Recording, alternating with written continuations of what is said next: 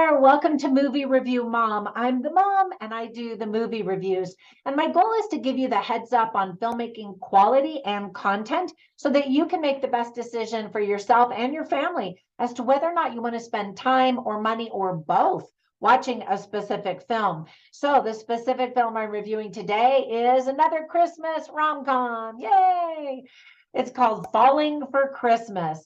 This campy holiday movie is now available exclusively on Netflix.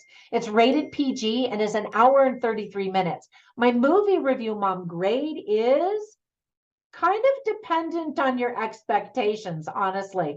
I wrote down a B minus, and that's because if you're expecting a really solid Hollywood blockbuster movie, that's probably the grade it would get. But if you're ready and willing to watch just a goofy, silly Christmas rom-com, the score would go up much higher. So let me explain why. I'm going to give you an overview in a nutshell, and then I'll point out things I liked and didn't like about the movie, as well as offer tips for parents, themes worth talking about, interesting lines, funny lines, and even recommendations for other films that are sort of similar that I think you'll also like if you like this one. You ready to dive in a nutshell? In the days leading up to Christmas, a young and newly engaged heiress experiences a skiing accident. And after being diagnosed with amnesia, she finds herself in the care of the handsome lodge owner and his daughter. So again, if you're prepared for a ridiculously goofy movie with Christmas spirit, you'll get a kick out of this rom-com. And boy, doesn't it sound cliche, just having me read that Netflix description. So let me tell you some of the things that I really liked about the movie. First of all, it's great to see Lindsay Lohan again after her 3-year break. Rumor has it that it was her idea to sing Jingle Bell Rock in the movie, kind of as a wink to her fans of her movie Mean Girls. You remember when they sang that in the movie?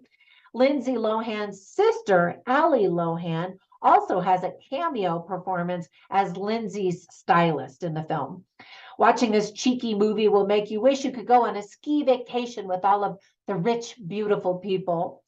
It was really nice to see Cord Overstreet again. I haven't seen him do, I don't think, anything since Glee when he was added in season 4. I think he's handsome, he's talented, and so I don't know, maybe I just haven't seen him out there doing stuff. But anyway, I really liked him and was happy to see him. Another face I was happy to see was Olivia Perez. She is completely adorable. I first noticed her in the musical In the Heights, where she played the daughter of Anthony Ramos. For a minute, I thought she really was his daughter because she looked so much like him. I wish she had been in the movie even more because she's so adorable. I laughed when Lindsay's character hits the TV remote control and we hear the Netflix sound logo, dum dum. The TV instantly starts playing a scene from the Netflix movie Castle Christmas, which is another cheesy, predictable, but cute Christmas rom-com movie from last year. I laughed at the sight of Lindsay doing a spread eagle to try to get the fitted sheet onto her bed, because I've done that. They really can be hard to get on sometimes. So every comedy should have a blooper reel at the end of the movie during the rolling credits, don't you think? This one does, and I love that. It's really fun hanging out in a ski resort and a cozy cabin in the snowy mountains, and that is sure to put you in the mood for the holiday spirit. The humor is silly, again, super cheesy, but it's still a lot of fun to relax, cuddle under your blanket, and watch this movie with your family or your special someone. Now, with all that praise, there were some things that I didn't like about the movie or just thought could have been done better. For example, there are a lot of bad green screen moments that just take you out of the movie. Instead of getting sucked in and losing yourself in the movie, you're like, oh yeah, I'm watching a movie. You can easily spot the stunt woman and stand-ins for Lindsay Lohan. For example, even the last kissing scene showed a body double for Lindsay. There's sort of this lighting trick so that you can't quite see her face. And I thought, what, did she not want to kiss Cord Overstreet? He's so cute. There's an odd gay moment at the end of the movie that kind of doesn't make any sense. I was like, wait, what? Lindsay Lohan is 36 years old, but Cord Overstreet is 33. Now, that's not very much of a difference, but she looks a lot older than him, I thought. And sadly, I didn't think that they had that much chemistry together. Ultimately, there's not a lot of rom or com in this romantic Christmas comedy, just a lot of silly stuff. And if that's what you're up for, then you're going to enjoy it. Let me give you some tips for parents. A girl falls off of a mountain and gets hurt. Specifically, she gets amnesia and kind of banged up. There is some kissing, but none of it's very good. There are a lot of snobby rich people. So some of the themes that are illustrated well in the movie are influencers, amnesia, miracles, Christmas, being down to earth, and being willing to work hard for a living.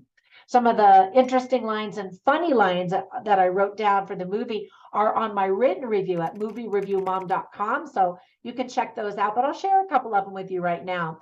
There's a conversation between Tad Fairchild, that sounds like a rich person's name, right? Who's played by George Young, and Ralph, who is played by Sean Dillingham. And so this, snobby guy says, "What am I supposed to do with this?"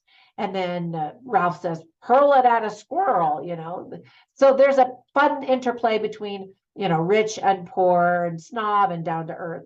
Then there were also some interesting lines that I thought were meaningful. For example, Avi, who's played by Olivia Perez, says, "Christmas is a time for miracles." And it really is. And then Sierra Belmont, who's this very wealthy heiress, says, "Sometimes we can't rush things."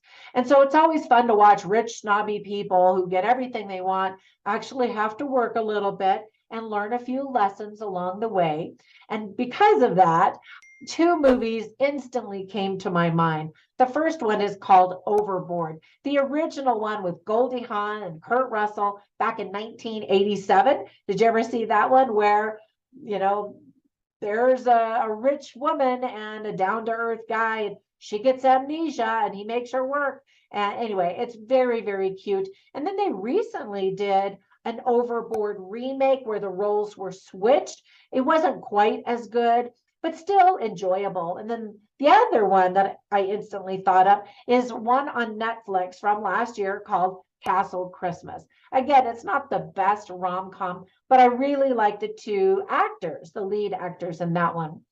All right, that's it for my review. I hope if you watch this movie that you do enjoy it. Thank you so much for subscribing. And if you haven't, what are you waiting for? Wink, wink, nudge, nudge. When you also get another minute, run over to Instagram and you can follow me at Movie Review Mom, and you can follow me as Trina Boice, which is my real name. And you can find out about my daily podcast. You can see my online courses and my 31 books and learn more about all that kind of nonsense. All right, have a fantastic day and a very Merry Christmas, and I'll catch you in the next one. Bye for now.